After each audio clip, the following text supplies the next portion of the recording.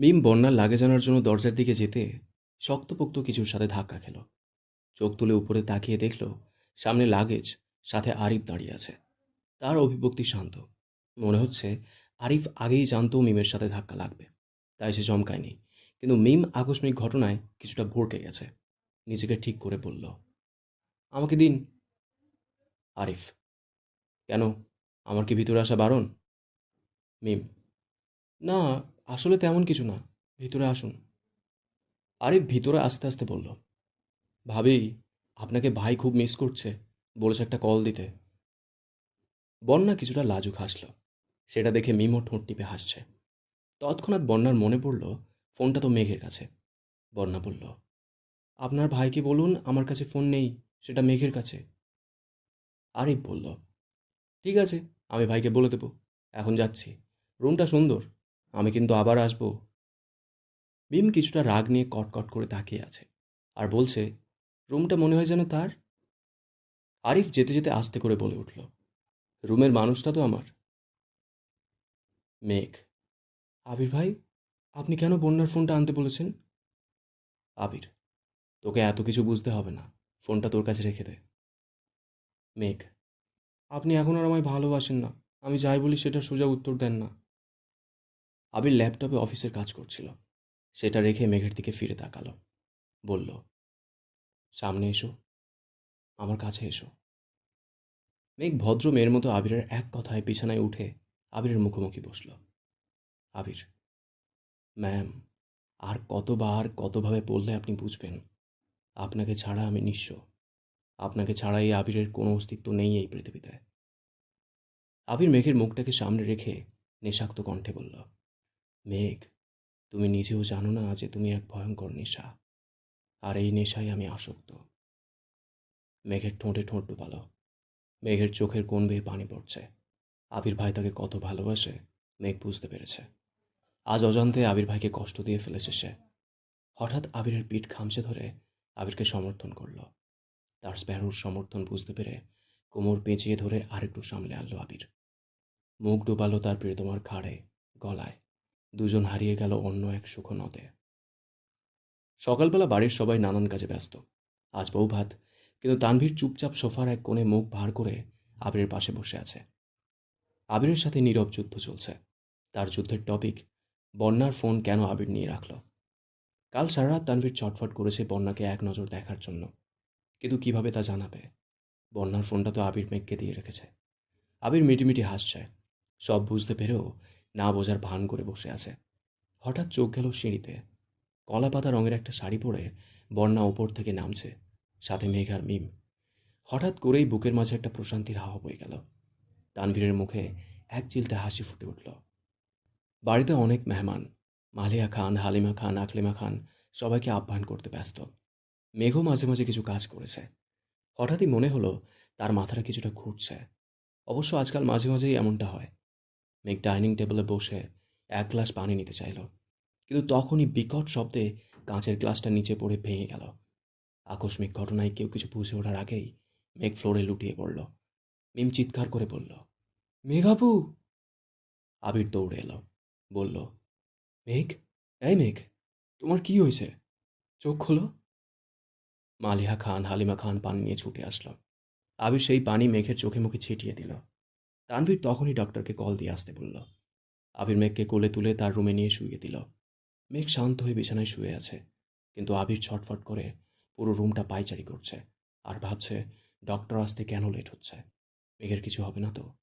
ভাবতেই আবিরের হাত পা শীতল হয়ে আসছে। আলী আহমেদ খান ও মোজাম্মেল খান তানভীরকে ধমকাচ্ছে সে ডক্টরকে আবার কেন কল দিচ্ছে না। তখন মাহমুদা খান, আকলিমা খান মেঘের হাতে পায়ে তেল মালিশ করছে। কোনো সারা শব্দ নেই। তখনই আরিফ বাহির থেকে বলল, আবির ভাইয়া, ডক্টর এসেছে, ভিতরে নিয়ে আসবো? আবির, হুম, আয়। ডক্টর ভিতরে এসে সবার উদ্দেশ্যে বলল, আপনারা প্লিজ রুমটাকে খালি করুন। এত মানুষের ভিড় রোগীকে আরও অসুস্থ করে তুলবে। প্রায় 10 মিনিটের মতো হয়ে গেছে। রুমের বাইরে সবাই অপেক্ষা করছে। আবির টেনশনে ধপ করে বাইরের চেয়ারে বসে পড়েছে। হালিমা খান, মালিহা খান আহাজারি করছে, মেয়েটার কি হলো? সকালেই তো ভালো ছিল। তানভীর আবিরকে সান্ত্বনা দেওয়ার কোনো ভাষা খুঁজে পাচ্ছে না। ইকবাল খান আবিরের পাশে দাঁড়িয়ে কাঁধে হাত রেখে বলল, চিন্তা করিস না, কিছু হবে না। তখনই সবার উত্তেজনার অবসান ঘটিয়ে ডক্টর বাইরে এসে বলল, মিস্টার খান, বাড়িতে নতুন মেহমান আসছে, মিষ্টিমুখ করাবেন না? আলী আহমদ খান নিশ্চুপ। খুশিতে তার যেন ভাষা হারিয়ে গেছে। সে খুশিতে মোজাম্মেল খানকে জড়িয়ে ধরল, কাঁপা কাঁপা কণ্ঠে বলল, ভাই, তুই শুনতে পাচ্ছিস? আমাদের ঘরে নতুন মেহমান আসছে। আমার আবির বাবা হবে। আমার মেঘ মামুনির কোলে ছোট্ট দাদু খেলা করবে। তারপর আলী আহমদ খান জোরে চেঁচিয়ে বলল, তোমরা জলদি মিষ্টির ব্যবস্থা করো। আমি আজ পুরো মহল্লাকে মিষ্টিমুখ করাবো। আজ মিষ্টি না খাইয়ে তোকে যেতে দিচ্ছি না। আবির অবাকের চরম পর্যায়ে শূন্য চোখে তাকিয়ে আছে সবার দিকে। সে যেন বিশ্বাসই করতে পারছে না তার ছোট্ট মেঘের কোলে তার ছোট্ট আহিয়া আসবে। তানভীর আবিরকে জড়িয়ে ধরে বলল, কংগ্রেচুলেশন ভাইয়া, অবশেষে তুমি আমায় মামা বানিয়েই দিলে। কিন্তু ছোট্ট পরি আমায় কি বলে ডাকবে? মামা নাকি চাচ্চু? আবির হাসল। হঠাৎ মেঘের কথা মনে হতেই আবির ভেতরে গেল। মেঘ এক পাশ হয়ে শুয়ে আছে। কাঁপা কাঁপা হাতে মেঘের মাথায় স্পর্শ করে বলল, মেঘ, তুই কি আমার কথা শুনতে পাচ্ছিস? আমি বাবা হতে চলেছি। আমার আহিয়া আসছে। মেঘ ঘুমাচ্ছে। তার এখন বিশ্রামের প্রয়োজন। তাই আবির আর সেখানে না বসে বাইরে চলে গেল। ইতিমধ্যে মেহমানরা চলে গেছে। বন্যার বাড়ির লোক মাত্রই গেল। তানভীর তাদের এগিয়ে দিতে গিয়েছে।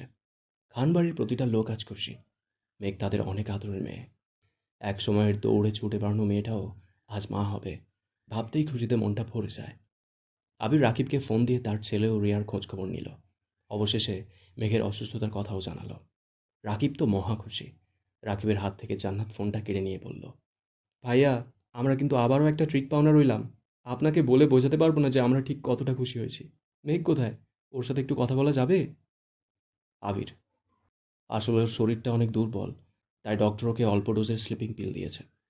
গত 2 ঘন্টা যাবৎ ম্যাডাম ঘুমোচ্ছে। জান্নাত, ও আচ্ছা, আমি তো এখন হাসপাতালে আছি।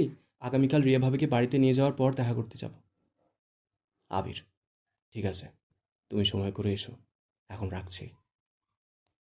সন্ধ্যা 7টা বাজে। মেঘ আস্তে আস্তে চোখ খুলল। শরীরটা অনেক দুর্বল মনে হচ্ছে। ভাবছে, হঠাৎ করে এমন মাথা ঘুরছে কেন? আমার কি কোনো বড় রোগ হলো? বন্যার ডাকে মেঘের ভাবনার সমাপ্তি ঘটল। বন্যা, ননদিনী, এখন কেমন আছিস? মেঘ, বেবি তুই? ভালো আছি, শুধু শরীরটা একটু দুর্বল। ঠিক হয়ে যাবে ইনশাল্লাহ। বন্যা, তুই কতদিন হলো অসুস্থ? মেঘ, বেশি না, 10-15 দিন হলো শরীরটা বেশ দুর্বল, মাথাটা বেশ ঘুরায়। বন্যা, আবির ভাইয়াকে জানিয়েছিলি? মেঘ, না, জানানো হয়নি। বন্যা, ও। হঠাৎ আবির রুমে এসে বন্যাকে দেখে বলল, তোমরা গল্প করো, আমি পরে আসছি। বন্যা উঠে দাঁড়িয়ে বলল, না ভাইয়া, আমাদের কথা বলা শেষ। আমি চলে যাচ্ছি, আপনি প্লিজ ভিতরে আসুন। বলেই বন্যা মিমের রুমের দিকে ছুটল। আবির কিছুটা রাগের লুক নিয়ে মেঘের দিকে তাকিয়ে আছে। মেঘ ভয়ে ভয়ে বলল, আমার তো কিছু হয়নি, আমি সুস্থ আছি। কাজের চাপে মাথাটা একটু ঘুরে গিয়েছিল। আবির কিছুটা শক্ত কণ্ঠে বলল, এইদিকে আয়। মেঘ কাঁপা কাঁপা পায়ে বিছানা থেকে নেমে আবিরের সামনে দাঁড়ালো। মেঘ ভয়ে মনে মনে আওড়াচ্ছে, আল্লাহ, আজ আমি শেষ। বিয়ের পর প্রথম থাপ্পড়টা মনে হয় আজকেই খাবো। আল্লাহ গো, বাঁচাও। হঠাৎ আবির মেঘকে কোলে তুলে নিল। তা দেখে মেঘ তো আশ্চর্যের চরম পর্যায়ে। এটা কি হলো? আবির মেঘকে ঘোরাচ্ছে আর বলছে, মেঘ, তুই জানিস না আজ মেঘ কতটা খুশি। মনে হচ্ছে আকাশের চাঁদ বাড়িতে নেমে এসেছে। তুই নিজেও জানিস না তুই আমাকে কি দিয়েছিস। মেঘ অবাক হয়ে তাকিয়ে রইল। তারপর বলল, আমাকে প্লিজ নামান, আমি পড়ে যাব। আমার মাথাটা আরো বেশি ঘুরছে। কিন্তু আবির যেন আজ খুশিতে পাগল প্রায়। মেঘ বলল, পাগলামি না করে প্লিজ বলবেন কি হয়েছে? আবির, আহিয়ার আম্মু, অবশেষে আমাদের আহিয়া আসছে। মেঘ এই কথা শুনে স্তব্ধ হয়ে আবিরের চোখের দিকে তাকিয়ে আছে। সে যেন বিশ্বাস করতে পারছে না। তারপর আবার বলল, কি বললেন? আরেকবার বলুন না প্লিজ। আবির মেঘের কানে কানে ফিসফিস করে বলল, আমাদের আহিয়া আসার সময় হয়ে গেছে, নিজের যত্ন নিও প্লিজ। মেঘের চোখ টলমল করছে নোনা জলে। এটা কোনো কষ্টের কান্না নয়, কোনো বিষাদ ভরা কান্না নয়। এটা হলো সুখের কান্না, মা হওয়ার আনন্দের কান্না। মেঘ কাঁদতে কাঁদতে আবিরকে জড়িয়ে ধরল। আবিরের বুকে মাথা রেখে ফুঁপিয়ে ফুঁপিয়ে কাঁদছে আর বলছে, সত্যি আমাদের আহিয়া আসছে, আমি মা হব? আবির মাথা নেড়ে সেই চিরচেনা সুরে বলল, স্প্যারো। মেঘ আবিরকে আরও শক্ত করে জড়িয়ে ধরে তার বুকে মাথা রাখল। ভালোবাসার পূর্ণতার মাঝে যতটুকু অপূর্ণতা ছিল তাও আজ পূর্ণ হলো। জীবন থেকে আর কিছুই চাওয়ার নেই। আবির মেঘকে রেস্ট করার জন্য শুইয়ে দিতে চাইল, কিন্তু মেঘ বলল, আপনি কি ভুলে গেছেন আজ ভাই আর বেবির বাসর রাত? আবির, না ভুলিনি। আমাকে এখন কি করতে হবে ম্যাডাম? মেঘ, আপনাকে কিছু করতে হবে না, আমি এখন সুস্থ আছি, আমি সব করে নিব।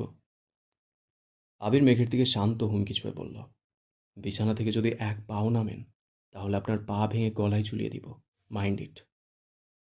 মেঘ ঠোঁট ফুলিয়ে বসে আছে। আবির মেঘের ফোলা ঠোঁটে চুমু এঁকে দিয়ে বলল, এক শর্তে যেতে পারবি, আমি সব সাজাবো, তুই শুধু পাশে বসে থাকবি। মেঘ ভেঙচি কেটে বলল, ঠিক আছে ঠিক আছে। আবির আর মেঘ তানভীরের রুমে গেল। গিয়ে দেখে আরিফ, রাসেল, সাকিব ও মিম আগে থেকেই অপেক্ষা করছে। আবিরের নির্দেশনা মতে সবাই রুমটাকে সুন্দর করে সাজানো শুরু করেছে। আরিফ বারবার আর চোখে মিমের দিকে তাকাচ্ছে। মিম লজ্জায় অন্যদিকে ফিরে কাজ করছে। কয়েকবার আরিফের তাকানো দেখে সাকিব মনে হয় কিছুটা বুঝতে পেরেছে। তাই সাকিব আরিফকে বলল, কোনো দিকে না তাকিয়ে কাজ কর, পরের বাসরটা তোর সাজাবো। মিম কিছুটা লজ্জায় নেতিয়ে পড়ল। আরিফ কথাটা না শোনার ভাব ধরে কাজ করে যাচ্ছে। আবির মেঘের খেয়াল রাখায় এতটাই ব্যস্ত, যেদিকে কি কথা হচ্ছে তা তার মস্তিষ্কে পৌঁছায়নি। মেঘ একটা চেয়ার টেনে বসে আছে। আবির কাজ করছে আর মেঘের সাথে কথা বলছে। আবির তো মেঘকে কোনো কাজে হাত লাগাতেই দিচ্ছে না। রুমটা সাজানো শেষে আরিফ, সাকিব, আবির ও রাসেল দরজার বাইরে চেয়ার নিয়ে বসে তানভীর অপেক্ষা করছে। মেঘ আর মিম গেল বন্যাকে নিয়ে আসতে। বন্যাকে আজ শুভ্র রঙের শাড়ি পরানো হয়েছে। খোপায় কয়েকটা শুভ্র গোলাপ, ওষ্ঠে গোলাপি লিপস্টিক ও চোখে কাজল পড়ুয়া বন্যাকে আজকে শুভ রঙের রানী মনে হচ্ছে। মেঘ ডাকল, বেবি, আমি চলে এসেছি, তোমার অপেক্ষার দিন শেষ, এখনই তোমাকে আমার ভাইয়ের রুমে নিয়ে যাব। বন্যা মেঘের কথা শুনে কী রিয়াকশন দেবে বুঝতে পারছে না। হঠাৎ বন্যার বুকে ধুকপুকানি অস্বাভাবিক মাত্রায় বেড়ে যাচ্ছে। কেন জানি ভয় হচ্ছে খুব। মেঘ বন্যাকে জড়িয়ে ধরল, বলল, বেবি, তোকে আজকে পুরো সাদা ফুলের রানী লাগছে। হঠাৎ মেঘের শব্দে বন্যার ধ্যান ভাঙল। বন্যা খপ করে মেঘের দু হাত চেপে বলল, দোস্ত, আমার খুব ভয় হচ্ছে, কেমন জানি লাগছে। মেঘ মুচকি হাসল আর বলল, এই সময় সবারই এমনটা হয়, তাই চাপ নিস না, আমার ভাইটা তোকে খুবই ভালোবাসে। মেঘ বন্যাকে নিয়ে তানভীর রুমে খাটের মাঝখানে বসালো আর বলল, এখন থেকে এই রুম আর এই রুমের মানুষটা দুইটাই তোর। তানভীর বন্যার বাড়ির লোককে এগিয়ে দিয়ে এসে মোজামেল খানের দেওয়া অন্য এক কাজে গিয়েছিল। এখন রুমের সামনে এসেই দেখে হরতাল। মনে মনে আওড়ালো, এরা ঠিকমতো বাসরটাও করতে দেবে না। দরজার সামনে গিয়ে বলল, কি সমস্যা, আমার রুমের সামনে কি? আরিফ দাঁত কেলে বলল, রুমের সামনে না, রুমের ভেতর তোমার বউ যাবে তার কাছে, তার কাছে যেতে হলে আমাদেরকে পার করতে হবে। তানভীর, রুমটাও আমার আর বউটাও আমার, তাহলে তোদের কেন পার করব? সাকিব, কারণ তোমার বউয়ের কাছে যাওয়ার চাবিকাঠিটা আমাদের কাছে। বাইরে ঝিরিঝিরি বৃষ্টি পড়ছে। তানভীর হালকা হালকা ভেজা, ভিতরে গিয়ে চেঞ্জ করতে হবে, নাহলে ঠান্ডা লাগবে। তাই বলল, কি চাস বল? রাসেল বলল, মাত্র 50,000 টাকা। শুনে তানভীরের মাথা ঘোরাচ্ছে। তানভীর বলল, ওরে, আমি সৎভাবে সরকারি চাকরি করি, আমার ব্যাংক ভর্তি টাকা নেই, 50,000 টাকা এখানে দিতে পারবো না, তার চেয়ে ভালো 20,000 টাকা নে আর রাস্তাটা ক্লিয়ার কর। সবাই হেসে বলল, না না না না না, তা হবে না। আবির নীরব দর্শক, চুপচাপ সব দেখছে। হঠাৎ তানভীর আবিরকে ডেকে বলল, ভাইয়া, তুমি ওদের কিছু বলো না প্লিজ। আবির একটা শয়তানি হাসি দিয়ে বলল, সম্বন্ধী ভাই, আপনি আমার বউয়ের বড় ভাই, আপনার বাসরে আমার থাকা মানায় না, আমি যাই ভাইয়া। বলে আবির শীষ বাজাতে বাজাতে চলে গেল। তানভীর শূন্য চোখে আবিরের যাওয়ার পথে তাকিয়ে আছে। অবশেষে কোনো উপায় না পেয়ে 50,000 টাকা দিয়েই রুমে ঢুকল। বন্যা হঠাৎ দরজা আটকানোর শব্দ পেয়ে ভীতু চোখের সামনে তাকালো। দেখল তানভীর একটা শুভ্র পাঞ্জাবি পরে দাঁড়িয়ে আছে। বন্যা চোখ নামিয়ে নিল। তানভীর এক নজর চারদিকে তাকালো। ব্যালকনির সামনে শুভ্র পর্দাগুলো মৃদু মৃদু দুলছে। পুরো ঘরটা সাদা গোলাপ, কাঠগোলাপ ও রজনীগন্ধা ফুল দিয়ে সাজানো। খাটের একপাশে একটা টেবিলের ওপর অনেকগুলো মাটির প্রদীপ জ্বলছে, যার আলোয় দেখা যাচ্ছে গোল শুভ্র বিছানায় এক মায়াবিনী, শুভ্র তার রানী বসে আছে। পরনে তার শুভ্র এক শাড়ি, খোপায় শুভ্র গোলাপ। তানভীর মোহনীয় দৃষ্টিতে তাকিয়ে আছে। এটা তার অর্ধাঙ্গিনী, হৃদয় ব্যাকুল করা মায়াবিনী, যার কাজল পরা সমুদ্রের মতো গভীর চোখে সে ডুবেছে বহুবার। বন্যা খাট থেকে নিচে নেমে আসলো। নিচু হয়ে তানভীরকে সালাম করতে যাবে, ঠিক তখনই তানভীর তাকে উঠিয়ে সোজা করে দাঁড় করিয়ে বলল, তোমার স্থান আমার পায়ে নয়, আমার এই পক্ষে। বলেই তানভীর তার বাঁ বুকে আঙুলের ইশারা দিয়ে দেখাল। আবির মেঘকে খাইয়ে দিচ্ছে। মেঘ খেতে চায় না আর, কিন্তু আবির ধমকে খাওয়াচ্ছে। আবির হালকা রাগি রাগি কণ্ঠে বলছে, একবার আমার আহিয়া আসুক, তারপর তোকে মেডিকেলে নিয়ে বেঁচে দেব। স্টুডেন্টরা তোকে কঙ্কাল হিসেবে ইউজ করবে। মেঘ, আয়ার আব্বু, আপনি আমাকে এ কথাটা বলতে পারলেন? আবির, আমি তো সত্যি কথাই বলেছি। মেঘ, ঠিক আছে, আমি আপনার সাথে আর কথাই বলবো না। আমারটা আমি নিজেই খেয়ে নেব, দিন আমায়। আবির মুচকি হাসল, বলল, পাগলি মেয়ে, এই যে খাইয়ে দিলাম এটা কার পেটে গেছে, আমার নাকি তোমার? মেঘ ঠোঁট ফুলিয়ে অন্যদিকে তাকিয়ে আছে। আবির আবারও বলল, মেঘ, তুই কি জানিস তোর ওই রাগী মুখের ফোলা ঠোঁট দুটো আমার খুবই প্রিয়? মেঘ তাড়াহুড়ো করে বলল, না না, আমি একটুও রেগে নেই, খাইয়ে দিন। তানভীর, বন্যা, তুমি আমায় কখনো পায়ে ধরে সালাম করবে না। কখনো যদি সম্মান দেখানোর খুবই ইচ্ছে হয়, তাহলে এই বুকে মাথা রাখবে। কখনো যদি খুব ভালোবাসতে ইচ্ছা হয়, তাহলেও এই বুকেই মাথা রাখবে। আমার এই বুকটা তোমার জন্য সর্বদাই উন্মুক্ত। তুমি যে এই বুকেরই বাঁ পাঁজরে তৈরি। বলেই তানভীর বন্যাকে বুকে জড়িয়ে নিল। দুজন আজ শুনতে পাচ্ছে দুজনের বুকের ধুকপুকানি। বন্যার শরীরের অদ্ভুত এক মেয়েলি ঘ্রাণে তানভীর যেন নেশা ধরে যাচ্ছে। তানভীর নিজেকে একটু গুছিয়ে নিয়ে বলল, বন্যা, অজু করে আসো, দুজনে একসঙ্গে উপরওয়ালার নিকট শুকরিয়া আদা করব। বন্যা চলে গেল অজু করতে। তানভীর ব্যালকনিতে গেল। ঘন ঘন মেঘ ডাকছে এবং বিদ্যুৎ চমকাচ্ছে। হালকা ঝিরিঝিরি বৃষ্টি পড়ছে। আজ আবহাওয়াটা খুবই চমৎকার। তানভীরের হঠাৎই ইচ্ছে হলো বৃষ্টি বিলাস করতে প্রিয় মানুষটার সাথে। সে রুমে গিয়ে দেখল বন্যা অজু করে রুমে এসেছে। সেও গেল অজু করতে। তানভীর আর বন্যার মহান রবের নিকট শুকরিয়া আদায় শেষে তানভীর বলল, বন্যা চলো, আজ তোমাকে এক জায়গায় নিয়ে যাব। বন্যা বলল, কোথায়? গেলেই দেখবে। বলেই তানভীর বন্যার এক হাত মুঠো করে ধরেছে। দুজন ছাদে গিয়ে দাঁড়াতেই ঝিরিঝিরি বৃষ্টি মনকে শীতল করে দিচ্ছে। বন্যা আকাশের দিকে মুখ করে বৃষ্টির স্বাদ গ্রহণ করছে। বন্যার চোখ দুটো বন্ধ, কিন্তু অন্যদিকে তার ভিলেন তার বন্ধ চোখেই তাকিয়ে আছে। হঠাৎ বাজ পড়ার শব্দে বন্যা ভয়ে চোখ খুলে দেখল তার সামনে তানভীর দাঁড়িয়ে, তার দিকেই তাকিয়ে আছে। বন্যা আরও বেশি ভয় পেয়ে তানভীরকে জড়িয়ে ধরল। তানভীর হাসল, তার শখের নারীকে শক্ত করে জড়িয়ে ধরল। বলল, বন্যা, তোমাকে আজ বন্যা ফুলের মতো লাগছে। জানো, ছোটবেলায় যখন নানুর বাড়িতে যেতাম, তখন আমরা সব কাজিনরা ঘুড়ি ওড়াতে যেতাম। তখন দেখতাম একটা বড় গাছে সাদা সাদা ফুল ফুটত। নাম জানতাম না, কিন্তু ভালো লাগতো। একদিন নানুর কাছে জানতে চাওয়ায় নানু বলল, এটা বন্যা ফুল। আজ সাদা শাড়িতে তোমাকে সেই ফুলের মতো লাগছে, যা দেখে আমি মুগ্ধ হয়েছি বহুবার। বন্যা তানভীরের কথা শুনে বুক থেকে মাথা তুলে সোজা হয়ে দাঁড়ালো। তানভীর বন্যার নরম দু হাত তার হাতে মুঠোবন্দি করে কণ্ঠে মাদকতা নিয়ে বলল, বন্যা ফুল, তুমি কি জানো কত রাত জেগেছি তোমাকে আপন করে পাওয়ার অপেক্ষায়? দিনের পর দিন আকুল হয়ে ছুটে গেছি তোমার ভার্সিটিতে, তোমার গলিতে, তোমাকে এক নজর দেখার অপেক্ষায়। সেই তুমিই অবশেষে আমার হলে। তানভীর নেশাক্ত কণ্ঠে বলল, খুব ভালোবাসি বন্যা ফুল। বৃষ্টি বাড়ছে। দুজনেই পুরো ভিজে গেছে। বন্যা তানভীরের হাতের মুঠো থেকে নিজের হাতটা সরিয়ে নিয়ে দৌড়ে ছুটে গেল ছাদের মাঝখানে। তানভীর মোহনীয় দৃষ্টিতে তাকিয়ে আছে। বৃষ্টির টুপটাপ শব্দের সাথে বন্যার পায়ের নুপুরের ছন্দ যেন তানভীরের কানের সুরের ঝংকার তুলছে। সাদা শাড়িটি বন্যার গায়ে আষ্টে পৃষ্ঠে লেগে আছে। তানভীর এক মুহূর্ত তাকিয়ে চোখ সরিয়ে নিল।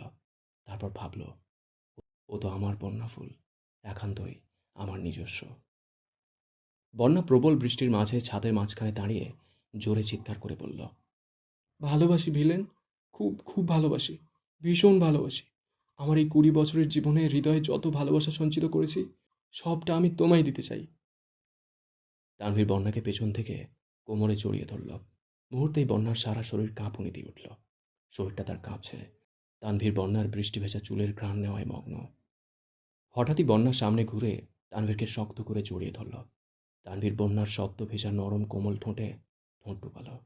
বন্যা আবেশে চোখ বন্ধ করে আছে। হঠাৎ বন্যা নিজেকে শূন্যে অনুভব করল। চোখ মেলে দেখল তানভীর তাকে কোলে তুলে রুমের দিকে যাচ্ছে। মেঘ, আহিয়ার আব্বু, আপনি কোথায়? লোডশেডিং বুঝতে পেরে আবির তাড়াহুড়ো করে ওয়াশরুম থেকে ফ্রেশ হয়ে বেরিয়েছে। বলল, এই তো আমি চলে এসেছি, তুমি ভয় পেও না। মেঘ বলল, ফোনের ফ্ল্যাশটা অন করুন প্লিজ। আবির বলল, কিভাবে করব? তুমি তো আমায় জড়িয়ে ধরে আছো। মেঘ, আসলে প্রচুর বিদ্যুৎ চমকাচ্ছে বাহিরে, আমার ভয় লাগছে খুব। আবির একটু হাসল। হাত বাড়িয়ে পাশে টেবিলে থাকা মাটির প্রদীপগুলো জ্বালালো। মেঘ তো অবাক, রুমে মাটির প্রদীপ কিভাবে আসলো? মেঘের প্রশ্নে আবির বলল, তানভীর রুম সাজানোর জন্য বেশি করে আনিয়েছিলাম, সেখান থেকে তোমার জন্য এনেছি। মেঘ আবিরকে শক্ত করে জড়িয়ে ধরে বলল, আয়ার আব্বু, আপনার মতো করে আমায় কেউ বোঝে না। আবির আবারও হাসল। মেঘের হাসি মুখ দেখলে তার মুখে সহসায় হাসি ফুটে ওঠে। মনে হয় আবিরের প্রাণ হাসছে। অন্ধকারে মিম ফোনের ফ্ল্যাশ চালিয়ে নিচতলায় মায়ের রুমে যাচ্ছে। হঠাৎই কেউ তার মুখ চেপে ধরেছে। মিম ভয়ে অজ্ঞান প্রায়, চিৎকার করতে পারছে না। অন্ধকারে সে বুঝতে পেরেছে পুরুষ সেই লোকটা তাকে সিঁড়ি বেয়ে ছাদের দিকে নিয়ে যাচ্ছে। মিম কাঁপছে আর মনে মনে আওড়াচ্ছে, আল্লাহ আমাকে বাঁচাও, বাসায় মনে হয় ডাকাত পড়েছে। আচ্ছা, আমাকে কি ছাদ থেকে ফেলে দিবে, নাকি ছাদে পাইপ বেয়ে কিডন্যাপ করে নিয়ে যাবে? ভাবতেই মিমের সারা শরীর কাঁপছে। ছাদে এসেই মুখের ওপর থেকে হাতটা আলগা হলো। মিম হাতটা সরিয়েই চিৎকার দিল, আব্বু, ভাইয়া। হঠাৎ একটা হাত মুখটা আবারও চেপে ধরল। পেছন থেকে হিস হিসিয়ে বলল, চুপ, আমি আরিফ, ভয় পেও না। বলেই আরিফ হাত সরিয়ে নিল। মিম দীর্ঘশ্বাস ফেলে বলল, আরিফ ভাইয়া আপনি? আরিফ নিশ্চুপ, এক দৃষ্টিতে মিমের বৃষ্টি ভেজা মুখের দিকে তাকিয়ে আছে। মিম, কথা বলছেন না কেন? এত বৃষ্টিতে আমাকে ছাদে কেন আনলেন? আরিফ এখনও চুপ, আজ কোনো কথাই নেই তার মুখে। মিম, কি হলো আরিফ ভাইয়া? অন্য সময় তো মুখে কথার খই ফোটে, আজ কোনো কথা বলছেন না কেন? আরিফ চুপচাপ মিমের দিকে এক পা আগালো। আরিফ এক পা করে মিমের দিকে এগোচ্ছে। মিমও এক পা করে পিছনের দিকে পিছোচ্ছে। মিম কিছুটা ভীতু চোখে আরিফের দিকে তাকালো। কাঁপা কাঁপা কণ্ঠে বলল, আরিফ ভাইয়া, কি হলো? কেন এনেছেন বলবেন তো? আরিফ স্থির চোখে মিমের ভয়ার্ত মুখের দিকে তাকিয়ে আছে। বলল, মিম, তুমি ভয় পেও না। তোমার অসম্মান হবে এমন কিছু আমি করব না। আমি তোমার সাথে কয়েকটা কথা বলতে চাই, বলেই চলে যাব। মিম, এমন কি বলবেন যার জন্য এত রাতে বৃষ্টির মধ্যে ছাদে নিয়ে আসতে হলো? আমাকে যেতে দিন, কেউ দেখলে সমস্যা হবে। আরিফ মোহনীয় দৃষ্টিতে মিমের বৃষ্টি ভেজা মুখের দিকে তাকিয়ে আছে। তার চোখ দুটো কিছু বলছে, যা আরিফ মুখ ফুটে বলতে পারছে না। হঠাৎ আরিফ মিমের দুগালে দু হাত রেখে কণ্ঠে মাদকতা মিশিয়ে বলল, মিম, আমার জীবনে তুমি সেই ব্যক্তি যাকে দেখলে মুহূর্তেই আমার হৃদস্পন্দন বেড়ে যায়, যাকে এক মুহূর্ত দেখার তৃষ্ণা আমার হৃদয়কে ব্যাকুল করে, যার জন্য নানান অজুহাতে এই খান বাড়িতে আমি বারংবার ছুটে আসি। মিম, তুমি সত্যিই জানো না, তুমি হাসলে তোমার ওই চোখ দুটো হাসে, তোমার ওই সমুদ্রের মতো গভীর চোখের চাহনি দেখে আমার হৃদয় ঘায়েল হয় প্রতি ক্ষণে, প্রতি মুহূর্তে। আমার চোখে তুমি এক ভয়ঙ্কর সুন্দরী, যার মোহে আমি সারা জীবন কাটিয়ে দিতে পারি। আমার হৃদয়ের রানী, তুমি কি আমার হবে, থাকবে সারা জীবন আমার সাথে? দুজন হাতে হাত রেখে পথ চলবো একসাথে। কথা দিচ্ছি, কোনো অভিযোগ করার সুযোগ দিব না। ভালোবাসি, ভীষণ ভালোবাসি, খুব খুব খুব ভালোবাসি। মিম নিশ্চুপ, সে অবাক, কিন্তু তার চোখ দুটো শান্ত। মিম শান্ত দৃষ্টিতে আরফের মুখপানে তাকিয়ে আছে। কি থেকে কি হয়ে যাচ্ছে সব তার মস্তিষ্কের উপর দিয়ে যাচ্ছে। মিম কিছুই বলছে না। এটা দেখে আরিফ তার দু কাঁধে হাত রেখে ঝাঁকুনি দিয়ে বলল, মিম, তুমি কি শুনতে পাচ্ছ আমার কথা? তুমি কি উপলব্ধি করেছো এই হৃদয়ের ব্যাকুলতা? মিমের মনে হয় কিছুটা হুঁশ ফিরল। বলল, ভাইয়া, কি বলছেন এসব? আমার খুব ভয় করছে, আমাকে যেতে দিন প্লিজ। বলেই মিম গেটের দিকে পা বাড়ালো। পেছন থেকে আরিফ তার এক হাত ধরে বলল, চলে যাচ্ছ যাও, পালাচ্ছ পালাও, কিন্তু যত দূরেই পালাও, তুমি কিন্তু আমারই। আমি যতটা শান্ত, তোমাকে ছাড়া আমি ততটাই ভয়ঙ্কর। আরিফ হাতটা ছাড়তেই মিম দৌড়ে ছুটে পালালো রুমের দিকে। ঠাস করে রুমের দরজা বন্ধ করে মিম দরজায় কাঁধ ঠেকিয়ে হাঁটু ভেঙে নিচে বসে পড়ল। তার হাত পা থরথর করে কাঁপছে। কি হচ্ছে এসব? মিম কিছুটা আরিফকে পছন্দ করলেও সে কখনো এমন কিছু আশা করেনি মোটেও। মিমের কিশোরী হৃদয় আরিফের মোহমায়ায় আটকে গেছে, কিন্তু তা সে কী করে স্বীকার করবে আরিফের কাছে? ভাবতেই তার লজ্জায় মরিমরি অবস্থা। তাছাড়া ফ্যামিলি কি মানবে? ভাইয়েরা কি কখনো মানবে? ভাবতে ভাবতেই মিম ফ্লোরে শুয়ে পড়ল। আরিফকে নিয়ে এখন লজ্জা, সাথে সাথে মিমের ভয়ও কাজ করছে। আজ আরিফের কয়েকটা কথা শুনে মনে হয়েছে আরিফ মিমকে ঠান্ডা স্বরে হুমকি দিয়েছে। কি করবে সে? ভাবতেই তার মাথা ঘুরে যাচ্ছে। ভাবতে ভাবতে ক্লান্ত মস্তিষ্ক নিয়ে মিম ফ্লোরেই ঘুমের রাজ্যে তলিয়ে গেল। ফজরের আজান পড়ছে চারদিকে। তানভীর বন্যার মাথায় হাত বুলিয়ে ডাকছে, বন্যা, বন্যা ফুল, ওঠো, ফজরের আজান দিচ্ছে। বন্যা ঘুমো ঘুমো চোখে তাকালো। দেখল সামনে তানভীর তার মুখের দিকে ঝুঁকে আছে। আ বলেই চিৎকার দিয়ে শোয়া থেকে উঠে বসল। শরীর দিকে তাকিয়ে দেখল একটা টি শার্ট পরা। এই টি শার্টটি কার সে নিজেও জানে না। ভয়ার্ত কণ্ঠে বলল, আপনি এখানে কি করেন? আমার বাড়িতে এত রাতে কিভাবে ঢুকলেন? আমাকে চেঞ্জ করিয়েছে কে? বেচারা তানভীর হতভম্ব মুখ নিয়ে তাকিয়ে আছে। এ কি হলো? তার বউ এ কি বলছে? তানভীর নিজেকে কিছুটা শান্ত করে বলল, বন্যাফুল, তুমি কি ভুলে গেছো গতকাল আমাদের বিয়ে হয়েছে?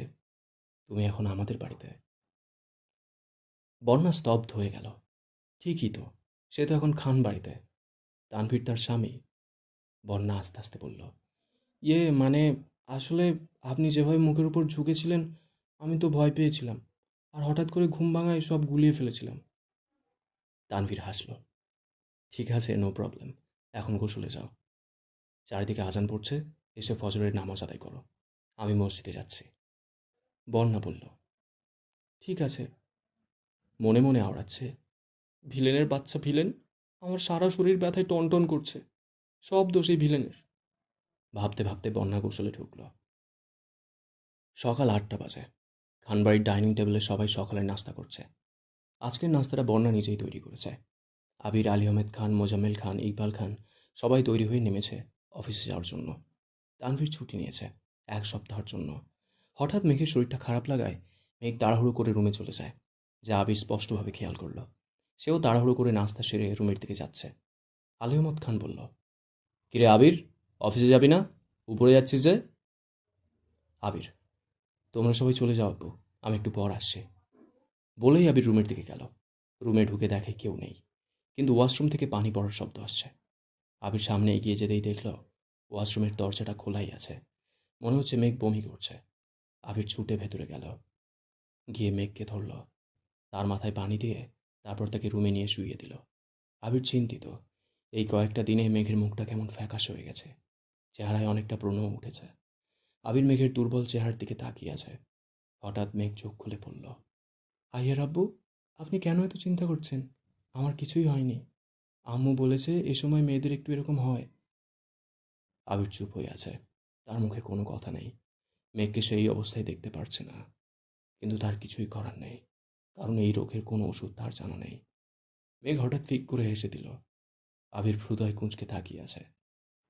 বলল, হাসছো কেন? মেঘ, আচ্ছা আহিয়ার আব্বু, আমার একটু অসুস্থতা শুনে তুমি যে এতটা ব্যাকুল হও, যদি আহিয়া হওয়ার সময় আমি মারা যাই? আবির চমকে উঠে দাঁড়ালো। মেঘ আবিরের রক্তচক্ষু দেখে ভয়ে ভয়ে বলল, না মানে এমনি বলেছি। আবির, নেক্সট টাইম এমনিও বলবি না। আবির মেঘের কপালে একটা চুমু দিয়ে বলল, তোমার কি এখন একটু ভালো লাগছে? আমি কি অফিসে যাব, নাকি আজকে ছুটি নিয়ে বাড়িতে থাকবো? মেঘ, আপনি যান, আমি ঠিক আছি। আবির মেঘের কাছ থেকে বিদায় নিয়ে অফিসে রওনা হলো। আজ একটা গুরুত্বপূর্ণ মিটিং আছে। বন্যা, ননদিনী, রুমে আসবো?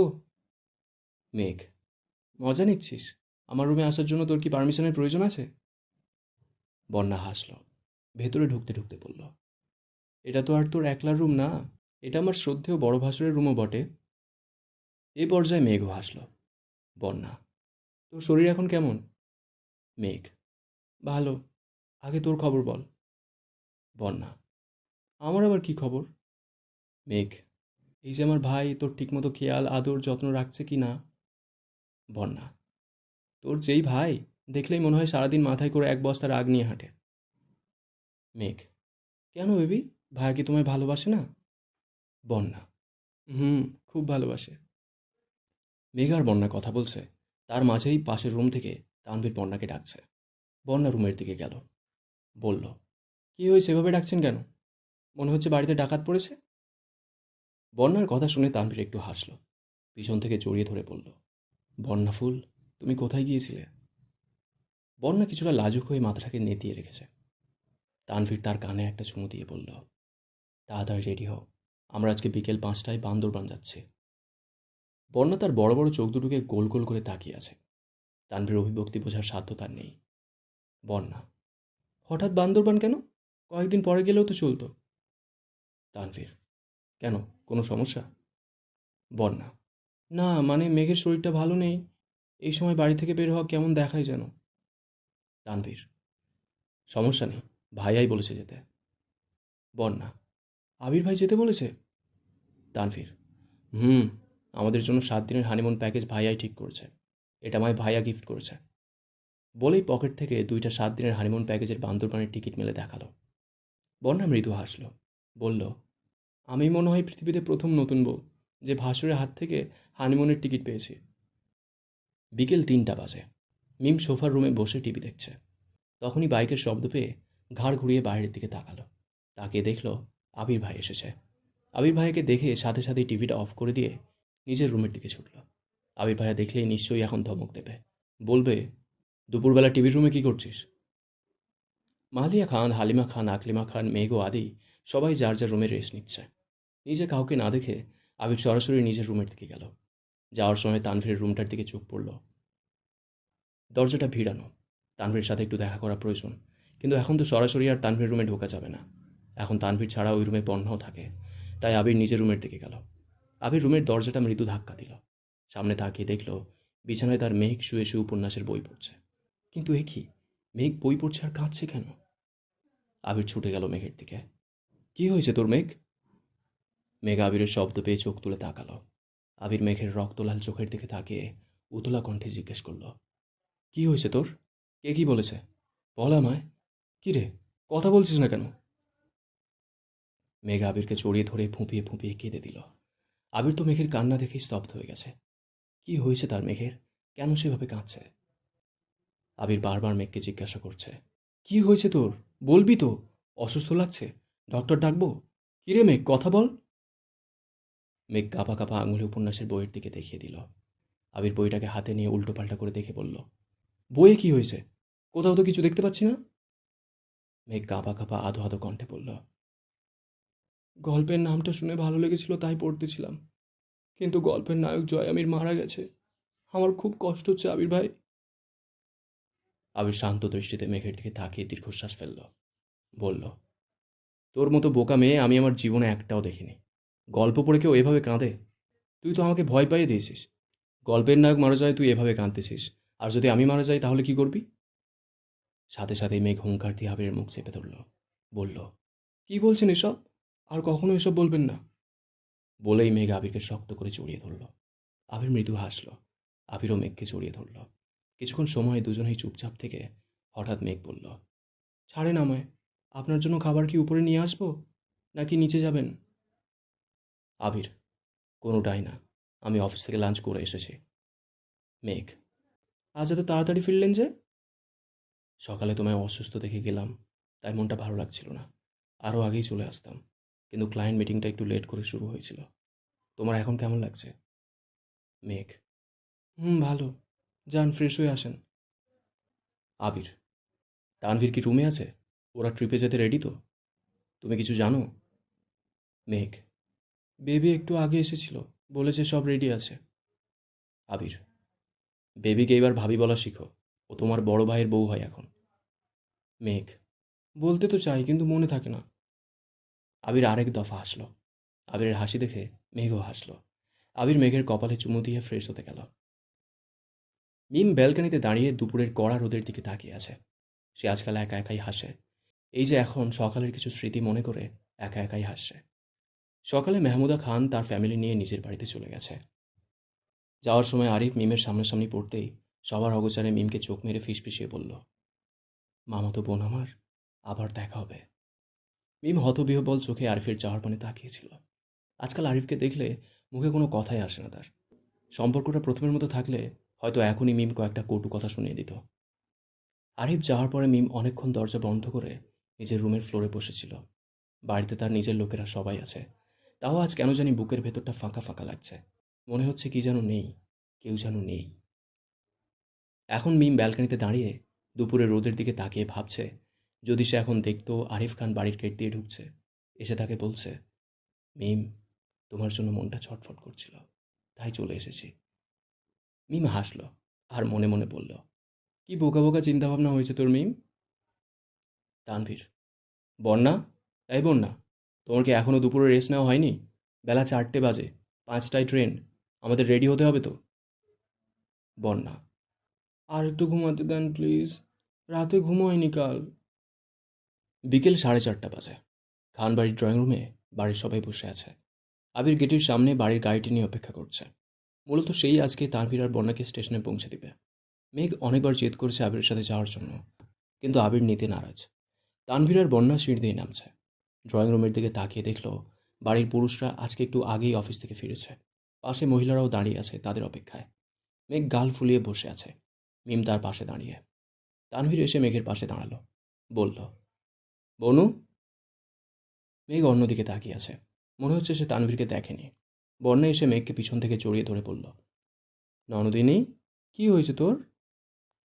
তানভীর, কি হয়েছে বনু তোর? ভাই কিছু বলেছে? মেঘ, ভাইয়া, আমি তোমাদের স্টেশনে পৌঁছে দিতে যেতে চাই, কিন্তু তোমাদের শ্রদ্ধেয় বড় ভাই আমাকে নিতে নারাজ। তানভীর হাসল, বলল, ভাইয়া তো তোর ভালোই চায়, তুই তো তা জানিস। তাছাড়া এই সময় বেশি বাইরে যাওয়া উচিত নয়। মেঘ, ভাইয়া তুমিও যাও যাও, তোমাদের কারোর সাথে আমার কোনো কথা নেই। বন্যা এসে বলল, বেবি, ভাইয়াকে বলে দেবো একসময় বিকেলে তোকে নিয়ে বাইরে ঘুরতে বেরোতে। এখন প্লিজ রাগ করিস না, যাওয়ার সময় তোর রাগী চেহারা দেখে গেলে আমাদের কারোরই ভালো লাগবে না। বন্যার কথা শুনে মেঘ কি বুঝলো কে জানে, বন্যাকে জড়িয়ে ধরে বলল, হ্যাপি জার্নি বেবি। উপস্থিত সবাই হাসল। বন্যা একে একে সবাইকে বিদায় জানালো। আলী আহমেদ খান তানভীরকে ডেকে বলল, সাবধানে যাবে, বন্যার খেয়াল রাখবে, বন্যার মুখ থেকে যেন তোমার নামে কোনো অভিযোগ না শুনি। মোজাম্মেল খান বলে উঠল, সারা জীবন ভণ্ডামি তো অনেক করেছো, এখন অন্তত আমার বৌমার খেয়াল রেখো। বৌমার সামান্যতম কোনো ক্ষতি হলে তোমাকে আমি আস্ত রাখবো না। দুই ভাইয়ের কথার মাঝে ইকবাল খান বলে উঠল, ভাইজান, ওদের এখন প্লিজ যেতে দিন, যাওয়ার সময় অন্তত ছেলেটাকে আর বকবেন না। তানভীর ছোট চাচ্চুকে গিয়ে জড়িয়ে ধরল, কানে কানে ফিস ফিস করে বলল, থ্যাংক ইউ চাচ্চু। মেঘ ভাইয়াকে জড়িয়ে ধরে বলল, সাবধানে যেও, আমার বেবিটার খেয়াল রেখো। তানভীর হাসল। মেঘ বন্যাকেও জড়িয়ে ধরল, বলল, আমার ভাইয়ার খেয়াল রাখিস। বন্যা, যথা আজ্ঞা ননদিনী। তানভীর বন্যা বাইরে এসে দেখল আবির গাড়ি নিয়ে অপেক্ষা করছে। তানভীর ড্রাইভিং সিটের পাশে বসতে চাওয়ায় আবির ইশারা দিয়ে বলল পিছনে গিয়ে বন্যার সাথে বসতে। আবিরদের গাড়িটা মুহূর্তেই খানবাড়ির গেট পেরিয়ে চলতে লাগলো। মেঘ মালিহা খানের কাছে গিয়ে বলল, আমার কফি খেতে ইচ্ছে করছে, প্লিজ আমি নিজে বানিয়ে খাই। একথা শুনে হালিমা খান ছুটে আসলো। কিরে মেঘ, এই সময় তো তুই কফি খাস না, তাহলে কি মাথা ব্যথা হচ্ছে? মেঘ পড়ল বিপদে। এখন মাকে কি করে বলবে যে সে উপন্যাস পড়ে কাঁদছে, তাই তার মাথা ব্যথা করছে? অবশ্যই যাওয়ার আগে আবির বারবার জিজ্ঞাসা করেছিল যে মাথা ব্যথা করছে কিনা, সে কফি করে আনবে কিনা, কিন্তু মেঘ আবিরকে তা জানায়নি। বর্তমানে আবির ব্যবসায়ের কাজে অনেক বিজি থাকে, তাই মেঘ চায় না তার সামান্য কোনো সমস্যা আবিরকে জানিয়ে টেনশনে ফেলতে। হঠাৎ মালিহা খানের কথায় মেঘের ধ্যান ভাঙল। কিরে, আবার কি ভাবছিস? সোফায় গিয়ে বস, আমি কফি নিয়ে আসছি। মেঘ চুপচাপ গিয়ে সোফায় বসল। আদি আর মিম একটা চকলেট নিয়ে কাড়াকাড়ি করছে। মেঘ উচ্চস্বরে দিল এক ধমক, কিরে মিম, তুইও কি ছোট হয়ে গেছিস? চকলেটটা আদিকে দে। মেঘের ধমক শুনে মিম আদিকে চকলেটটা দিয়ে দিল। আদি তো মহা খুশি। মিমকে একটা ভেঙচি কেটে চকলেটটা নিয়ে দৌড় দিল। মিম বলল, দেখেছো আপু, ও যে আমাকে ভেঙচি কেটেছে এটা তো কেউ দেখে না। মেঘ হাসল। মিমকে কাছে ডেকে বসিয়ে বলল, আবির ভাইকে বলবো তোকে অনেকগুলো চকলেট আর গিফট এনে দিতে। মিম, মনে থাকে যেন। মালিয়া খান কফি এনে মেঘের হাতে ধরিয়ে দিয়ে বলল, শুধু কফি খেলে হবে না, ফল ডিম দুধ খেতে হবে, আমার নাতিপুতি যেন তোর মতো কঙ্কাল না হয়। মেঘ বলল, বড় আম্মু, তুমিও কি তোমার ছেলের মতো কথা বলছো? আলী আহমেদ খান, কি হয়েছে মেঘ মামুনির? মেঘ আলী আহমদ খানের কাছে গিয়ে বলল, আব্বাজান, সবাই মিলে কি শুরু করেছে দেখো। কেউ আমাকে কঙ্কাল বলছে, কেউ আর বলছে আমাকে মেডিকেলে বেচে দেবে। মোজাম্মেল খান এসে রাজভারী কণ্ঠে বলল, কার এত বড় সাহস আমার মেয়েকে মেডিকেলে বিক্রি করে দেবে? বড় ভাবি, তোমার ছেলেকে সামলাও, আমার মেয়ে মোটেও কঙ্কাল না। বলেই মেঘের অগোচরে মুচকি মুচকি হাসল। হালিমা খান এসে বলল, তোমাদের আদরেই মেয়েটা ঠিকমতো খাওয়া দাওয়া করে না, দিন দিন শুকিয়ে কাঠ হয়ে যাচ্ছে। রাত 9টা বাজে। আবির বাড়ি ফিরে রুমে ঢুকে দেখল মেঘ বিছানায় ঘুমিয়ে আছে। মেঘকে এত তাড়াতাড়ি ঘুমিয়ে যেতে দেখে আবির মেঘের কপালে, গালে, গলায় হাত দিয়ে দেখল জ্বর আছে কিনা। জ্বর নেই। আবির ফ্রেশ হয়ে এলো। এসেও দেখে মেঘ ঘুমাচ্ছে। তাই সে নিচে চলে গেল। নিচে মালিহা খান, হালিমা খান, আকলিমা খান সবাই একসাথে গল্প করছে। পাশেই মিম বসে টিভি দেখছে। আদি মাঝে মাঝে মিমের হাত থেকে রিমোট কেড়ে নিচ্ছে। সেটা নিয়ে আবার দুই ভাই বোন মারামারিও করছে। আবির সবাইকে এক নজর দেখে রান্নাঘর দিকে গেল। কফির জন্য গরম পানি বসাতে যাবে, তখনই মালিহা খান ডেকে বলল, কিরে আবির, কখন আসলি?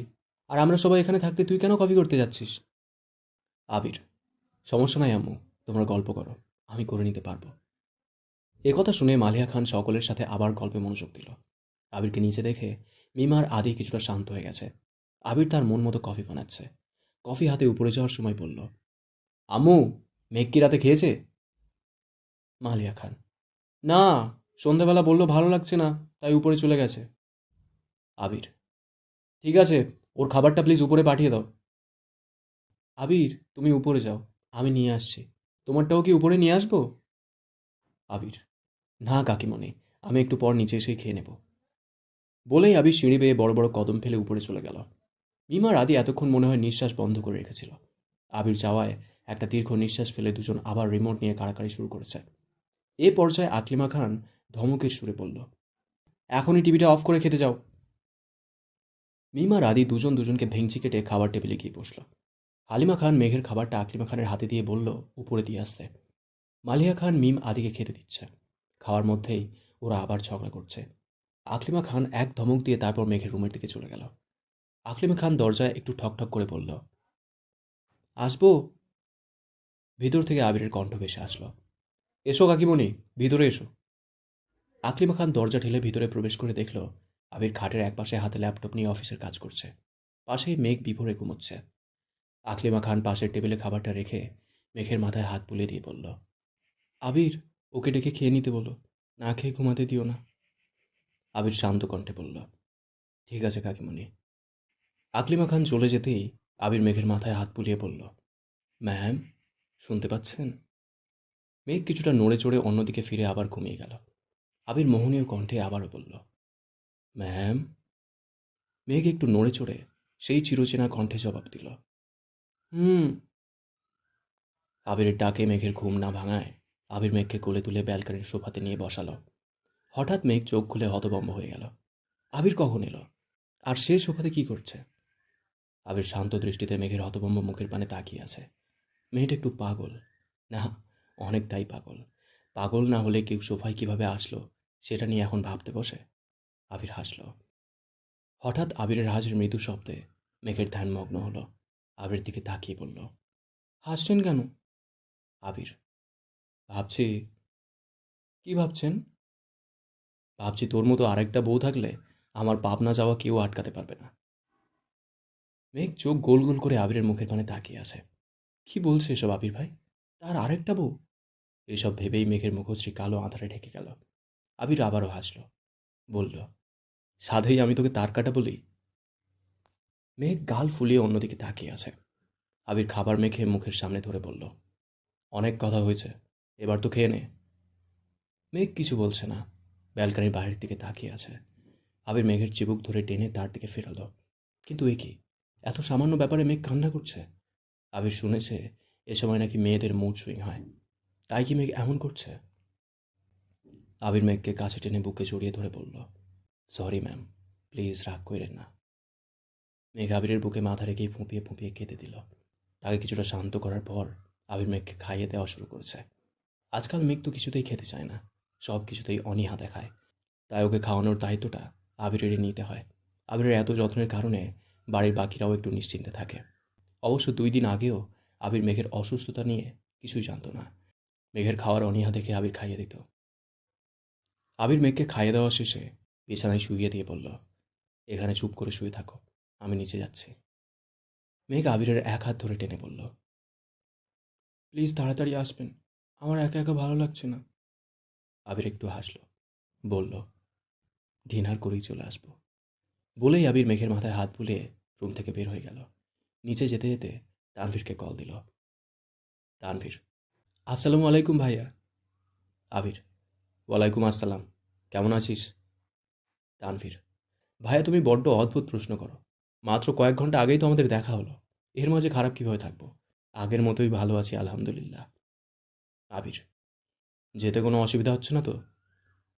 তানভীর, না ভাইয়া, যে কাজে তুমি তোমার ছোঁয়া দিয়েছ সেখানে কোনো অসুবিধা হতেই পারে না ইনশাল্লাহ। আবির, হয়েছে, আর চাপা মারতে হবে না, পৌঁছে কল দিয়ে জানাইস আমাকে। আর শোন। বলো ভাইয়া। আবির, যে কোনো সমস্যায় আমাকে জানাতে ভুলবি না, বন্যার খেয়াল রাখবি। তানভীর, ভাইয়া তুমি শুধু শুধুই টেনশন করছো, তুমি মেঘের খেয়াল রেখো। আমার বোনটা নিজেই এখনো বাচ্চা, ওকে কোনো কারণে রাগ দেখিও না প্লিজ। আবির, আমার বউয়ের কথা চিন্তা না করে তুই তোর বউয়ের কথা চিন্তা কর। তানভীর, মেঘ তোমার বউ হওয়ার আগে আমার বোন। আবির, আমি বড় নাকি তুই বড়? তানভীর, তুমি। আবির, আমি বেশি জানি নাকি তুই বেশি জানোস? তানভীর, তুমি। আবির, তাহলে শোনেন সম্বন্ধী ভাই, আপনার বোন আমার জন্মগত বউ। তানভীর, জন্মগত সমস্যা শুনেছি, কিন্তু বাপের জন্মেও জন্মগত বউ শুনিনি। আবির, তুই হানিমুন থেকে ফিরে ছোট বোনের জামাইয়ের কাছে ক্লাস করতে আসিস, তোর অনেক কিছু শেখার আছে। তানভীর হাসল। এ পর্যায়ে তানভীরের হাসির শব্দ শুনে বন্যার ঘুম ভেঙে গেল। বন্যা একটু আগেই ট্রেনের কামরায় ঘুমিয়ে পড়েছিল। হঠাৎ তানভীরের হাসির শব্দ শুনে সে তাড়াহুড়ো করে উঠে বসল। বলল, কি হয়েছে? বাড়ি থেকে কল দিয়েছে? সব ঠিক আছে তো? বন্যার এমন ঘুম থেকে লাফিয়ে ওঠা এবং অদ্ভুত প্রশ্ন শুনে তানভীর তো অবাক প্রায়। সে ঠান্ডা ও শান্ত কণ্ঠে জিজ্ঞেস করল, কি হয়েছে? কোনো স্বপ্ন দেখেছো? পানি খাবে? বন্যা একটু অবাক দৃষ্টিতে তাকিয়ে বলল, এত রাতে কে কল দিয়েছে? মেঘ এবং বাড়ির লোক সবাই ঠিক আছে তো? তানভীর মিটিমিটি হাসল, বলল, সবাই ঠিক আছে, শুধু আমি ঠিক নেই। বন্যা, কেন, কি হয়েছে আপনার? তানভীর একটু ফিসফিসিয়ে বলল, 1 মিনিট, ভাইয়া লাইনে আছে। বন্যা জিভে কামড় বসিয়ে বলল, ছি ছি, আবির ভাইয়া কলে আছে, কে জানে কতটুকু শুনতে পেরেছে। তানভীর, হ্যালো ভাইয়া। আবির, থাক, আর কিছু বলতে হবে না। ছোট বোনের জামাই হয়ে সম্বন্ধীর হানিমুনে কাবাবের হাড্ডি হওয়ার ইচ্ছে আমার নেই। Bye, happy journey. Tanvir, bye. Bonya, আপনি রাগী ভিলেন ছিলেন জানতাম, কিন্তু ঠোঁট কাটা কবে থেকে হয়েছে? তানভীরের সহজ স্বীকারোক্তি, তোমাকে ভালোবাসার পর থেকে। বন্যা, উফ, আপনাকে নিয়ে আর পারি না। আবির ভাইয়ের সামনে আমাকে লজ্জা না দিলে আপনার চলছিল না, তাই না? কেন, কি এমন বলেছি? বন্যা, ভাইয়া ফোনে লাইনে আছে জেনেও আপনি কেন আমাকে বললেন আপনি ঠিক নেই? তানভীর, ভুল কি বলেছি? এত সুন্দর রাত, ট্রেনে জানলা দিয়ে সনসন করে বাতাস আসছে ভিতরে, ট্রেনের কামরায় আমি আর আমার নতুন বউ হানিমুনে যাচ্ছি। উফস, হাউ রোম্যান্টিক, ভাবতেই ভালো লাগে। কিন্তু আমার কি কপাল, আমার বউ ঘুমাচ্ছে আর আমি মশা মারছি। বন্যা তানভীর এমন পাগলামো মাখা কথা শুনে অন্যদিকে তাকিয়ে মিটিমিটি হাসছে। মনে মনে ভাবছে, এই মানুষটাকে আমি ছোটবেলা থেকে চিনি, সবসময় দেখেছি মেঘার আমাকে শাসন করতে, ধমকাতে, বকতে। কখনো বুঝতে পারিনি এই রাগী বদমেজাজি মানুষটার ভেতরে একটা ছোট্ট বাচ্চা সুলভ মন আছে। সত্যি, আজ মনে হচ্ছে জীবনটা পরিপূর্ণতা পেল। তানভীরের সাথে কথা শেষ করে আবির তাড়াহুড়ো করে খাচ্ছে। হালিমা খান বলল, কিরে আবির, তানভীরের সাথে কথা হয়েছিল? আবির, জি মামুনি, কথা হয়েছে, ওরা ট্রেনে আছে, বলেছে পৌঁছে জানাবে। মালিয়া খান, কিরে, সব কিছু এত অল্প অল্প করে খাচ্ছিস? আবির, আম্মু, তোমার বৌমা ঘরে একা আছে। উপস্থিত সবাই কিছুটা মুচকি মুচকি হাসল। তাতে আবিরের কোনো কিছু যায় আসে না। বিয়ের আগে মেঘকে কিছুটা দূরে সরিয়ে রাখলেও বিয়ের পর মেঘের প্রতি ভালোবাসা বা দায়িত্বে কোনো কিছুতেই কোনো কৃপণতা করেনি আবির। তার মতে এই এক আবিরের জীবন এক মেঘেতেই সীমাবদ্ধ। আবির খাওয়া শেষ করে উপরে চলে গেল। হালিমা খান মালিহা খানকে বলল, আপা, মেয়েকে অন্য কোথাও বিয়ে দিলে হয়তো এতটা নিশ্চিন্ত থাকতাম না। তোমার ছেলে যেভাবে আমার মেয়েকে আগলে রাখে, হয়তো অন্য কোথাও বিয়ে দিলে তা কখনোই করতো না। নিজের মেয়েকে সুখী থাকার চেয়ে বেশি একটা মায়ের আর কী চাওয়ার থাকে? মালিহা খান বলল, তুই নিশ্চিন্তে থাক, আমার আবির মেঘের খুব ভালোভাবে খেয়াল রাখতে পারবে। আকলিমা খান, ওদের দুটোকে দেখলে মনটা জুড়িয়ে যায়। আবির থাকতে মেঘকে নিয়ে আমাদের কোনো চিন্তা করতেই হবে না। আবির রুমে ঢুকলো, দেখলো মেঘ এখনো ঘুমায়নি। সামনে গিয়ে বসলো, বলল, ঘুমাওনি এখনো? মেঘ, ঘুম আসছে না। আবির, শুয়ে পড়ো, আমি মাথায় হাত বুলিয়ে দিচ্ছি। মেঘ কিছুক্ষণ চুপ করে রইল, হঠাৎ বলল, আহিয়ার আব্বু? আবির সেই চিরচেনা শান্ত কণ্ঠে জবাব দিল, হুম। মেঘ ব্যালকনির দিকে আঙুল দিয়ে ইশারা করে বলল, বাইরে তাকিয়ে দেখুন, আকাশে মস্ত বড় থালার মতো চাঁদ উঠেছে। চলুন না, আমরা ছাদে যাই। আবির, এত রাত্রে ছাদে যাওয়া যাবে না, অন্য কিছু বলো। মেঘ, চলুন না প্লিজ। আবির, মেঘ, জেদ করো না প্লিজ। তুমি কি ভুলে গেছো তুমি অসুস্থ? এত রাত্রে ছাদে গেলে তেনারা তোমার গাড় মটকে দেবে জানো। মেঘ একটু ভয়ে ভয়ে বলল, সত্যি বলছেন? কিন্তু আপনি তো বলেছিলেন তেনারা বলতে কেউ নেই। আবির, এসব বাদ দাও, চলো আমরা ব্যালকনিতে যাই। ব্যালকনির দিকে তাকিয়ে দেখো, সেখানেও কি সুন্দর চাঁদের জ্যোৎস্না দীপ্তি ছড়াচ্ছে। মেঘ, চলুন। আবির আর মেঘ ব্যালকনির সোফাতে গিয়ে বসল। চাঁদের আলোতে আবির মেঘের ক্লান্ত অসুস্থ মুখের পানে তাকিয়ে আছে। আবিরের চোখ যেন মেঘের সারা মুখেই বিচরণ করছে। এই কয়েকটা দিনে মেঘের মুখের লাবণ্য অনেকটাই কমে এসেছে। মুখে কয়েকটা ব্রণও উঠেছে। মুখটা মনে হয় রক্তশূন্য হয়ে উঠেছে। আবির অক্লান্ত চোখে তাকিয়ে আছে। মেঘ বলল, এভাবে কি দেখছেন? আবির, আমার আহিয়া আর আম্মুকে। আচ্ছা মেঘ, আমাদের আহিয়া এখন কি করছে? মেঘ আবিরের এসব বাচ্চাও প্রশ্ন শুনে কিছুটা হাসল, বলল, আহিয়া আপনাকে বলছে, পাপা, তোমাকে অনেক ধন্যবাদ আমাকে চন্দ্রবিলাস করানোর জন্য। আবির হু হু করে হাসল, বলল, কই, আমি তো শুনতে পাচ্ছি না। মেঘ, আমি তো পাচ্ছি। আবির, আমিও শুনতে চাই। মেঘ ফিসফিসিয়ে আবিরকে বলল, কাছে আসুন। আবির মেঘের কিছুটা সামনে গিয়ে বসল। মেঘ আবিরের ডান হাতটা তার পেটে স্পর্শ করে বলল, আপনি কি অনুভব করতে পারছেন আমাদের বাবুর হৃদস্পন্দন? আবির মাথাটা কিছুটা ঝুঁকে মেঘের পেটে কান দিয়ে ফিসফিসিয়ে বলল, তুমি এখন কোনো কথা বলবে না, এখন আমাদের বাপ মেয়ের কথা হবে। মেঘ আবিরের পাগলামো দেখে হাসল। আবির, আমার ছোট্ট পরি কি তার বাবার কথা শুনতে পাচ্ছে? বাবা তোমায় খুব মিস করে। তুমি তাড়াতাড়ি বাবার কাছে চলে আসো। কথা দিচ্ছি, বাবা তোমায় কাঁধে করে সারা বাড়ি ঘুরবো, আইসক্রিম কিনে দিব, চকলেট কিনে দিব। তোমার মাম্মাকে আর কষ্ট না দিয়ে তুমি তাড়াতাড়ি বাবার কাছে চলে আসো। মেঘ আবিরের কথা শুনে মুচকে মুচকে হাসছে, বলল, তো আপনার ছোট্ট পরি কি বলল? আবির, আমার আহিয়া পরি আমাকে বলেছে সে অতি শীঘ্রই আমাদের কাছে চলে আসছে। মেঘ আবিরের বুকে মাথা রাখল, বলল, আপনার মতো স্বামী পাওয়া আমার সৌভাগ্য। জীবনের সকল পূর্ণতার মাঝে সর্ব উত্তম ও সর্বশ্রেষ্ঠ পাওনা হলো আমার স্বামী সাজ্জাদ খান আবির। আবির হাসল, বলল, আমার সৌভাগ্য আমি তোমাকে পেয়েছি। তোমাকে না পেলে কি হতো বা আমি কি করতাম তা আমি জানি না। তোমাকে ধন্যবাদ, অসংখ্য ধন্যবাদ আমাকে ভালোবেসে আমাকে সুন্দর একটা জীবন দেওয়ার জন্য। কারণ তুমি হীনা এই আবিরের জীবন মূল্যহীন। ট্রেন চলছে। একজোড়া কপত কপতি ডুবে আছে দুজন দুজনের চোখের মায়ায়। দুজনের চোখের তৃষ্ণা যেন বহুদিনের। মনে হচ্ছে সারা রাত দেখলেও যেন এই তৃষ্ণা মিটবে না। হঠাৎ বন্যা চোখ নামিয়ে নিল। তানভীর ট্রেনের বাইরের দৃশ্যে তাকিয়ে একটু হাসল। মনে মনে বলল, মেয়েটা বড্ড বেশি লাজুক। আল্লাহ জানে এই মেয়ের লজ্জা ভাঙাতে আমার আর কি করা লাগে। বন্যা মনে মনে ভাবছে, বেহায়া নির্লজ্জ পুরুষ কোথাকার, সর্বক্ষণ প্রস্তুত থাকে কখন কিভাবে কতবার আমাকে লজ্জা দেওয়া যায়। হঠাৎ তানভীর বন্যার হাতের আঙুলের ভাঁজে নিজের আঙুল গুঁজল। বন্যা কিছুটা লজ্জা পেয়ে অন্যদিকে তাকিয়ে আছে। তানভীর আরেকটু কাছে এগিয়ে বসে বন্যাকে নিজের দিকে ফেরালো, বলল, বন্যা ফুল, তুমি কি এখনো আমায় আগের মতো ভয় পাচ্ছ? বন্যা, কই, না তো। তানভীর, তাহলে আমার দিক থেকে এমন মুখ ফিরিয়ে কেন রেখেছ? আমাকে কি তোমার ভালো লাগে না? বন্যা তানভীর ঠোঁটে আঙুল দিয়ে কথা আটকে বলল, এসব কি বলছেন? আমি আপনাকে ভীষণ ভালোবেসে বিয়ে করেছি। আপনি যা ভাবছেন তেমন কিছুই না। তানভীর: তাহলে? বন্যা: তাহলে কিছুই না। বলেই বন্যা মাথাটা নিচু করে বসে আছে।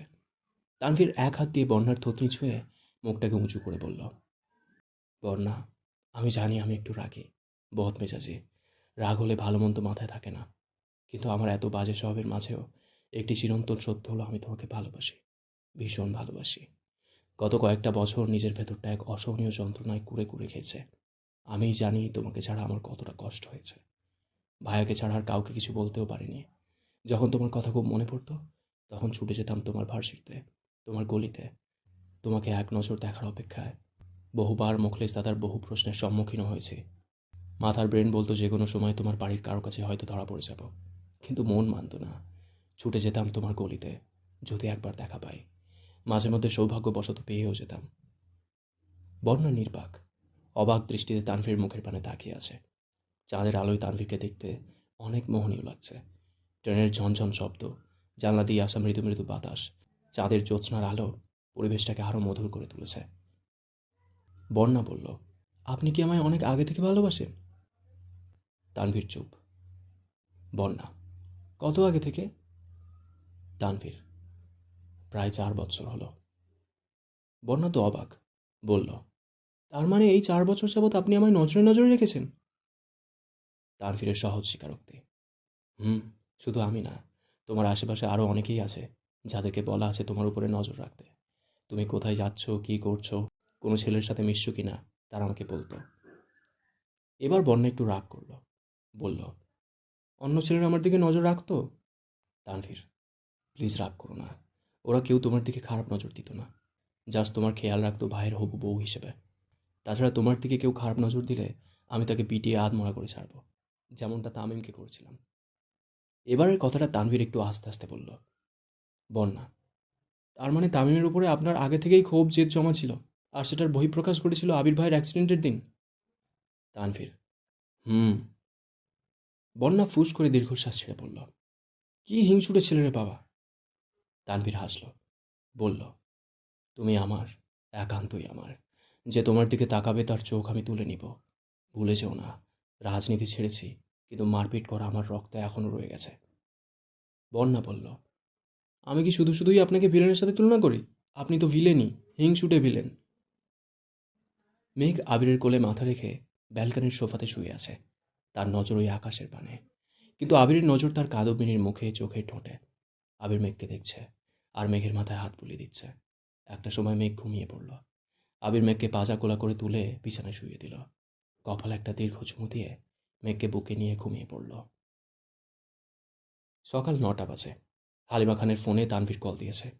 একে একে সকলের সাথে কথা হয়েছে, কিন্তু বাড়ির 3 কর্তা আর আবির কোন সকালে অফিসে চলে গেছে। মেঘ এই মাত্রই নিচে নেমে এসেছে। বলল, আম্মু, কে কল দিয়েছে? ভাইয়া? হালিমা খান: হ্যাঁ, নে কথা বল। মেঘ: হ্যালো ভাইয়া, কেমন আছো? তানভীর: ভালো, তুই কেমন আছিস? মেঘ: আলহামদুলিল্লাহ ভালো। বন্যা বেবি কই?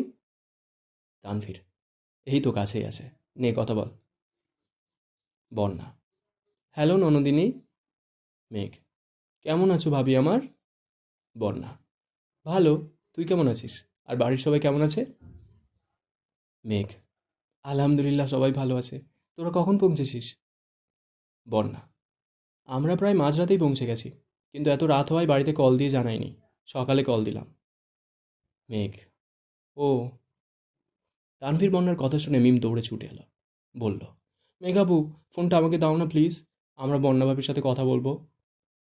বন্যা ফোনের ওপার থেকে ওদের চিল্লাচিল্লি শুনে বলল, মিম কি করে? মেঘ: মহারানীর আজ কলেজ নেই, তাই মাত্র ঘুম থেকে উঠল। বন্যা: মিমের কাছে দে ফোনটা। মিম: হ্যালো বৌমনি, কেমন আছো? বন্যা: ভালো কুট্টি ননদ, তুমি কেমন আছো? মিম: হুম, আমিও ভালো। শোনো বৌমনি। বন্যা: হুম, বলেন মহারানী। মিম: বান্দরবানের সুন্দর সুন্দর স্পটের ভিডিও করে আনবে, সেই ভিডিও নিয়ে আমি সোশ্যাল মিডিয়ায় পোস্ট করব। পাশ থেকে তানভীর বলে উঠল, ওরে পাকা মেয়ে, একবার বাড়ি ফিরি, তারপর মজা বোঝাবো। আদি এসে মিমের কাছ থেকে ফোনটা নিয়ে বলল, হ্যালো বৌমনি। বন্যা, বলো ছোট দেবর। আদি, তুমি মিমাপুর কথা ছাড়ো, ওর কোনো কথাই তুমি শুনবে না। বন্যা, ও তাই বুঝি, তাহলে কার কথা শুনবো? আদি, আমি আছি না, তোমার ছোট বর। বন্যার চোখ দুটো বড় বড় হয়ে গেল। কি বলছে এই পাকা ছেলে? পাশে তানভীর চিৎকার দিয়ে উঠল, কিরে আদি, শেষ পর্যন্ত কেঁদে কেটে আমার বউটাকেও নিয়ে যাবি? বন্যা মৃদু মৃদু হাসছে আর বলছে, হিংসুটে বর আমার। আদি, ভাইয়া নিয়ে যাচ্ছি না তো, ভাগ করছি। তুমি বড় বর আর আমি ছোট বর। পাশ থেকে মেঘ আদির কান টেনে ধরল, বলল, আজকাল বড্ড পেকেছেন তাই না? অপেক্ষা করেন, আবির ভাই বাড়িতে ফিরুক, তাকে জানাতে হবে। আবিরের নাম শুনতেই আদি ছুটে পালালো। সবাই আদির কাণ্ড দেখে হাসছে। মিম গিয়ে সোফায় বসলো মেঘের পাশে। মিম টিভিও দেখছে, আবার গুনগুনিয়ে গানও গাইছে। মেঘ কপাল কুঁচকে মিমের দিকে তাকিয়ে আছে। সেদিকে মিমের কোনো খেয়াল নেই। মেঘ মাঝে মাঝেই খেয়াল করে মিম আজকাল একটু বেশি খুশি খুশি থাকে। মেঘ বলল, কিরে, তোর খবর কি? মিম, কিসের খবর? কয়টার খবর? মেঘ, তোকে দেখে মনে হচ্ছে ডাল মে জরুর কুছ কালা है। মেঘ চোখ দুটো ছোট ছোট করে বলল, কাহিনী কি? মিম, আপু তুমি যে কি বলো না, আজকাল কি হাসাও যাবে না? মিম বসা থেকে উঠতে উঠতে বলল, দূর, আজকাল এই বাড়িতে হাসলেও সমস্যা। মেঘ অবাক কণ্ঠে তাকিয়ে বলল, এর আবার কি হলো? রাকিব, কিরে আবির, শুনলাম কাল অফিস থেকে তাড়াতাড়ি বাড়ি ফিরেছিস, বাসায় কি কোনো সমস্যা? আবির, না রে, তেমন কিছু না। গতকাল তানভীর আর বন্যা হানিমুনে গিয়েছে, ওদের বিকেলে স্টেশনে দিতে গিয়েছিলাম। তাছাড়া মেঘের শরীরটাও গতকাল ভালো ছিল না। রাকিব, মেঘ এখন কেমন আছে? আবির, ভালো। তোর কথা বল। তোকে তো বলেছিলাম 1 সপ্তাহ অফিসে আসতে না, 4 দিন পরেই চলে আসলি যে। একটা ছুটির অ্যাপ্লিকেশন পাঠিয়ে দিলেই তো হতো। রাকিব, জানি, কিন্তু অনেক কাজ পেন্ডিং হয়ে গেছে এই কয়েকদিনে, তাই ভাবলাম তোর উপর এত চাপ না দিয়ে অফিসে চলে আসি। আবির, প্রয়োজন ছিল না, এ সময় তোর রিয়ার পাশে থাকা বেশি দরকার ছিল। রিয়ার বেবি কেমন আছে? রাকিব, ভালো। মেঘের কথাটা শুনেছে পর থেকে বারবার মেঘের কথাই জিজ্ঞেস করছিল। জান্নাতও বলল কয়েকদিনের মধ্যে মেঘকে দেখতে যাবে। আবির, যেতে বলিস জান্নাতকে। ভেবেছিলাম মেঘকে নিয়ে তোদের বাড়িতে যাব, রিয়ার বেবিকে দেখতে, কিন্তু আম্মু আর মামুনি বলল বাবুর 1 মাস না হওয়া পর্যন্ত মেঘ সেখানে যেতে পারবে না। রাকিব, সমস্যা নাই, পরে একসময় নিয়ে যাস। তাহলে এই অবধি তোমাদের আমৃত্যু ভালোবাসি তোকে উপন্যাসের 25তম পর্ব শেষ হলো। হ্যাঁ, একটু বড় বড়ই করে দিচ্ছি, কারণ পর্বগুলো অনেক ছোট, আর ছোট ছোট দিলে তোমাদের এমনি মন পুষতো না। আম, তার জন্য একটু বড় বড় করে দিচ্ছি, সময় নিয়ে সবাই শুনে নিও। আর কমেন্ট করে জানিও কেমন লাগছে, তোমাদের একটা কমেন্ট আমাকে প্রচুর প্রচুর মোটিভেট করে। আমার খুব ভালো লাগে তোমরা যখন কমেন্ট করো। আমি 1-2 দিন পরে হলেও আহ, আমি তোমাদের কমেন্ট পড়তে ভালোবাসি, রিপ্লাই করতে ভালোবাসি, খুব ভালো লাগে। আর যারা নতুন আসছো চ্যানেলে, তাদেরকে একটা কথাই বলবো, তোমরা চ্যানেলটাকে সাবস্ক্রাইব করে রাখতে পারো, যদি ভালো লেগে থাকে অবভিয়াসলি। আর পরবর্তী পর্বগুলো খুব শীঘ্রই চলে আসবে এই চ্যানেলে। ততক্ষণ সুস্থ থেকো, ভালো থেকো। Thank you so much.